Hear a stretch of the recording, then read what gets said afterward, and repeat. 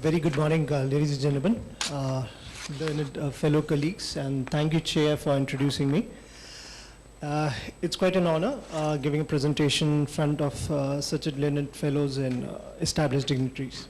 So the topic for my presentation is the paradigm shift in water resource management through the integration of artificial intelligence, big data analytics, and IoT architecture.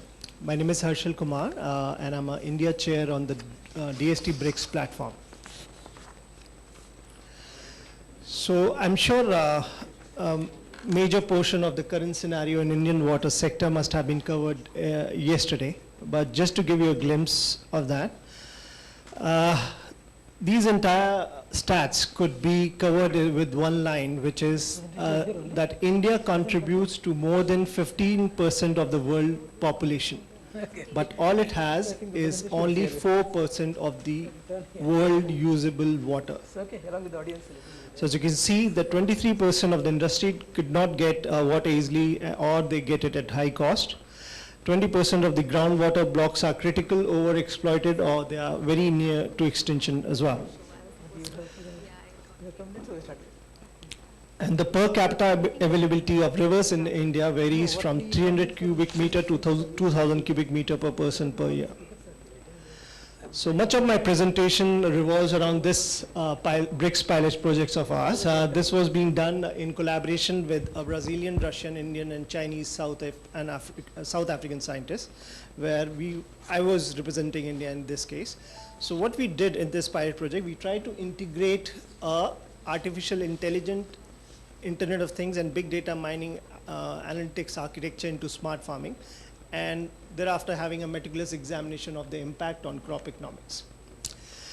So why we have used all these three technologies into one? So we felt that when we integrate AI, big data, and IoT into a single architecture, we were able to automate an agriculture process, facilitating faster problem diagnosis, more accurate outcome prediction, and proactive decision making. So it's not that AI or IoT and big data analytics have not been used in other domains. They have been worldwide, but in agriculture there have been very small work has been done. And in India specifically, we are still focusing on the traditional methods, and still no concrete work has yet been done. A very great example of this fact is that still we don't have a AI regulatory authority in India, where other countries have really done concrete work in the research in the same field. And why we have kept this meticulous examination of the crop economics, because through all that our previous research we have felt that until and unless we are not able to give the end user a monetary gain, that technology, no matter how great the technology is, it would be a lose and lose proposition. But if we are able to bring any change in the monetary value or in the efficiency value of the end user, where in this case is the farmer, then that technology would be a win-and-win proposition in all cases. So the major project objective was to enhance the crop productivity through efficient management of available resources, data collection and ingress support from different sources which were local and remote, having their own data format, AI, IoT, and big data analytics that links data sources with data aggregation processes and analytics algorithm in such a way which is fault tolerant and self-managed. Then a new data model based on document referentiality and eventual consistency to suggest policy measures, and application interfaces with an easy and automatic integration of modeling, analysis, alerting, auditing, and of course visualization technology. And last but not the least, again the same meticulous contributory examination. Okay, so the main research plan which we followed through this project was we use an economical and reliable solution for water resource management through unmanned aerial vehicle or satellite images. You'd be very surprised to know that when we initiated this project in India and in South Africa, we were on the verge of getting arrested because there was no concrete policy at that time on drone. Now we have, but 3 years back, we were not having any concrete policy as such on drones. So you would see drones 3 years back in the marriages, or you would see children playing with that. But there is a clause that until you get permission from around 36 officers and around 14 departments, you can't fly the drone legally. You can now, but not 3 years back. And still, even if you look at the regulations which have been drafted, they are quite vague. They're not very accurate or precise still. So we used a combination of drones and and satellite images. So the data was captured in visible and NIR spectrum, so that a large portion of agricultural land could be surveyed and capture data. We can capture data which is not visible through naked eye. Then high resolution orthophotos were obtained in visible and false color. Images were processed to produce NDVI images for better understanding of the agricultural land. And colored and near infrared data was attained at a resolution that is sufficient to see.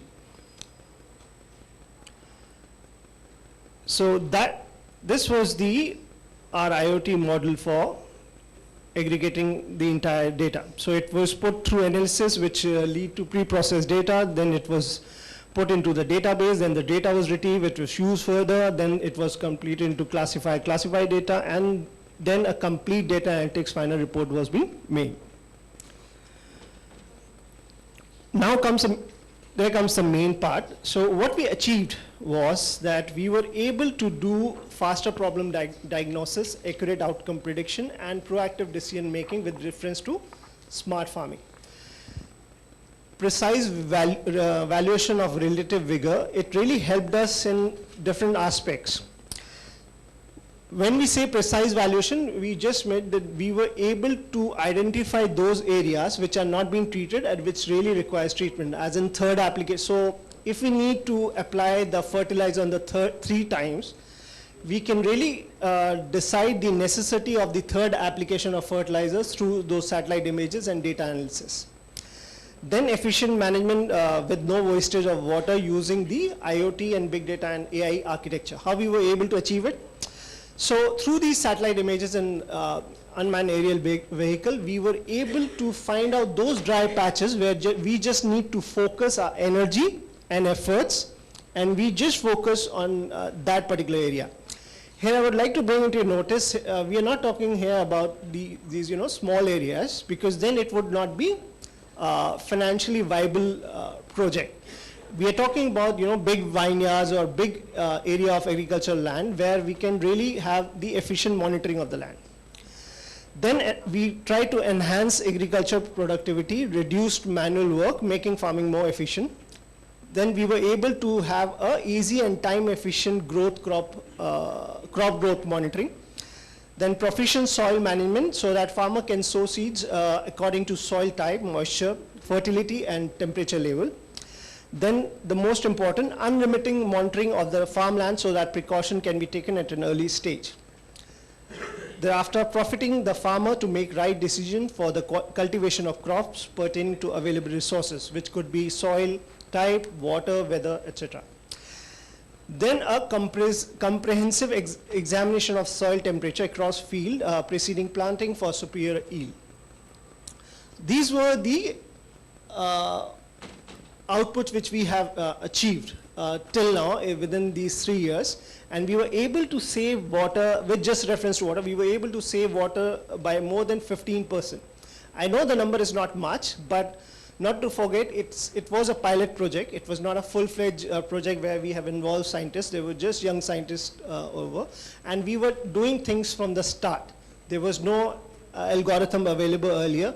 We were just working out things on the base of our studies, but there were no research as such done previously. Now, what could be a way forward for a better future? I'm sure my learned fellows would be better to explain all of these, but I have tried to prepare some things. So the first point is the water policy. So since in India, water being a state subject, we still don't have a state water policy specifically in entire country, which is the need of the hour. Then setting up of water regulatory authority. This is quite astonishing. We don't have a water regulatory authority even still now.